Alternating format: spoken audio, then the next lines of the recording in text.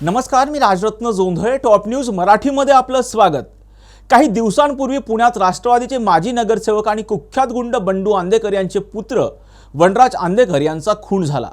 वनराज यांची सख्खी बहीण संजीवनी कोमकर आणि तिचा पती जयंत कोमकर यांच्या सांगण्यावरून गुंड सोमनाथ गायकवाड आणि त्याच्या साथीदारांनी वनराज यांच्यावर गोळीबार केला आणि कोयत्याने हल्ला केला.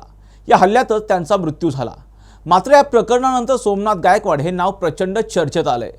सोमनाथच्या समर्थनार्थ अनेक रील सध्या व्हायरल होत आहेत. हा सोमनाथ उर्फ सोम्या गायकवाड नेमका आहे तरी कोण, पहा टॉप न्यूज मराठीच्या या स्पेशल रिपोर्टमधून. आंबेगाव पठार परिसरात गुंड सोमनाथ गायकवाड याचं मोठं नाव आहे. सोमनाथ गायकवाड हा पूर्वीचा आंदेकर टोळीचा सदस्य आणि गुंड बंडू आंदेकर यांचा विश्वासू साथीदार होता. बंडू आंदेकर यांनी सोमनाथ गायकवाडला एक क्लब देखील टाकून दिला. मात्र बंडू आंदेकर यांचं वय झाल्यामुळं टोळीची सूत्र आपल्याकडे यावीत किंवा पुण्यातील गुन्हेगारीत वर्चस्व गाजवण्यासाठी सोमनाथ गायकवाड हा आंदेकर टोळीपासून वेगळा झाला आणि त्यानं स्वतःची टोळी सुरू केली. त्याच्या याच टोळीतील निखिल आखाडे नावाच्या गुंडाचा वर्षभरापूर्वी आंदेकरांच्या घराजवळ खून झाला. या खुनामागे आंदेकर टोळीचा हात असल्याचा आरोप केला जातोय. त्यामुळे निखिल आखाडेच्या खुनाचा बदला घेण्यासाठी सोमनाथ गायकवाड अनेक दिवसांपासून आंदेकर टोळीच्या शोधात होता. वनराजला संपवण्यासाठी प्लॅन अनेक दिवसांपासून तो करत होता. त्यातच संजीवनीचा धीर प्रकाश कोमकर याचा वनराजला संपवण्यासाठी फोन आला आणि गायकवाडला आयती संधी चालून आली. या संधीचा फायदा घेत त्याने वनराजवर हल्ला केला आणि अखेर वनराजला संपवलं. आणि यानंतर आता सोमनाथ गायकवाड बरोबर असलेले जुने संबंध आणि त्याने वनराजची हत्या नेमकी का केली याबद्दल मोठा खुलासा केलाय खुद्द बंडू आंदेकर यांनी. आणि ह्या सोमनाथ गायकवाडला मी पुढंच कमानीजवळ तुम्ही आता आलात ना, तिथं त्याला घर बांधून दिलेलं होतं. मी त्याला मी सोमनाथ गायकवाडला घर बांधून दिलं, पैसा दिला, सोनं नाणं दिलं. त्याच्या काळात माझ्यापाशी आता त्याचा बी फोटो आहे. त्याला काय नाही दिलं मी, सगळं भरपूर काय दिलं. परंतु आता मी वयस्कर झालो, 68 वर्षच झालो. आता बंडू आंदेकरकडे कोण पोरं नाही राहिली. मग आता काय करायचं?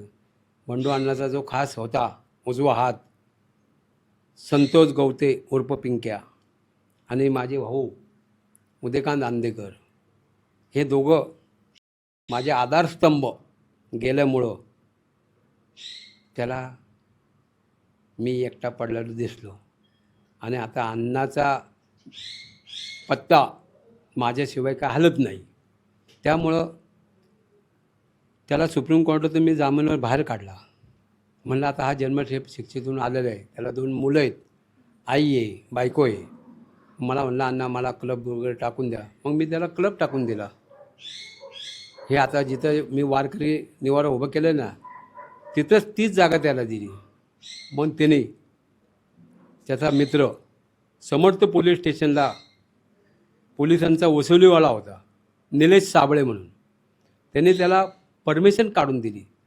त्या टायमाला प्रियंका नारनवरे होत्या DCP. तर त्याने म्हणला मी DCPचं बघतो, सगळं बघतो. मग त्याने त्या परमिशन घेतली. 1.5 महिना 2 महिने त्याने क्लब चालवला. मग प्रियंका नारनवरे मॅडमने त्याच्यावर गुन्हा दाखल केला 2021मध्ये. मग त्या ह्याच्यामध्ये त्याने 2 ते 3 करोड रुपये कमवले. मग ते 2-3 करोड रुपये कमवल्यानंतर त्याला पैशाची हाव झाली. मग आता त्याकडे पैसा आला. मग आता त्याला सगळं माझं साम्राज्य हवं होतं. आता माझ्याकडं मी कुठच्याच मुलांना सांगितलं नाही किंवा काय नाही मारामारी करा नाही करा. मला कसं कोणाचे घरं उद्ध्वस्त करायची, मला कोणाची घरं उद्ध्वस्त नाही करायची. मग त्यांनी काय केलं, हा रामजी माझ्याकडे आहे ना सेवक होता, सेवक रामजी माझ्याकडे सेवक आहे. तर माझं काम करायचं, देवाची पूजा करायचं. इथं अशोक चौक सोन्यादादा प्रतिष्ठान पुरस्कृत, तिथे पूजा करायचा. मी त्याला 5-6 हजार रुपये पगार देतो. आणि इथं कुत्रे बित्रे आहेत, ते विष्टा का झाले साफसफाई तो करायचा. त्यामुळे तो माझ्यापाशी इमाने इतबरे काम करतो. अरे हा बंडू अण्णाकडं असतो काय. मग त्यांनी तो राग डोक्यात ठेवून रामजी गुजरला मारला त्यांनी तिथे बोलून. आणि ताई किती लोकांनी मारलं त्याला, 25 ते 30 जणांनी मारलं त्याला. आणि ज्या लोकांनी रामजी गुजरला मारलं ना, त्याच लोकांनी माझ्या मुलाला वनराज भाऊ आंदेकर यांना मारला आणि रामजी गुजरने बी ते निकाल आखाड्याला मारला, नाही असं नाही. पण तो राग ह्यांची आंदेकरांची कामं कोण करतो? वनराज आंदेकर करतो. मग बंडू आंदेकर सापडत नाही, कृष्णराज आंदेकर सापडत नाही, मग आता वनराज आंदेकरलाच घा. म्हणजे वनराज आंदेकरला घेतल्यानंतर बंडू आंदेकर खच्ची होणार, मग आपण भाई होणार, अशा हेतूने. आणि त्याला आंदेकर टोळी संपवायची आहे त्याला.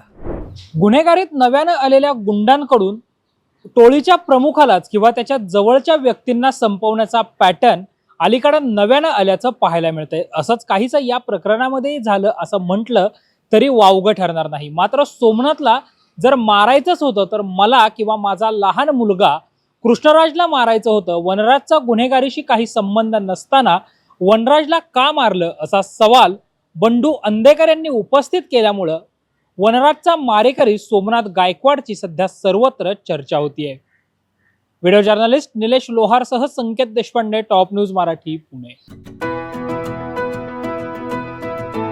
25 वर्षांचा प्रदीर्घ अनुभव व अत्याधुनिक तंत्रज्ञान यांनी सुसज्ज असे पुण्यातील आकाश आय क्लिनिक व लेझर सेंटर. रोबोटिक पद्धतीने वेदनारहित मोतीबिंदू शस्त्रक्रिया, तेही विना टाका व विना इंजेक्शन. मेडिक्लेमची सुविधा व सेम डे डिस्चार्ज. लेसिक लेझरने चष्म्यापासून कायमची मुक्ती फक्त 10 मिनिटात. काचबिंदू, रेटिना, ड्राय आय, मायोपिया अशा अनेक डोळ्यांच्या विकारांवर उपचार म्हणजेच आकाश आय क्लिनिक आणि laser centre.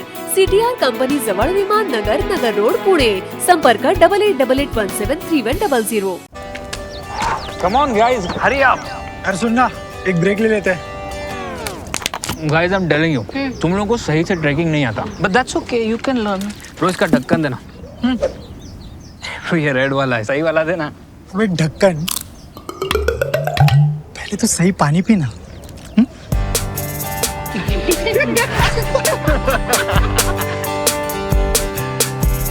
Manikchand Oxyrich, proudly Indian.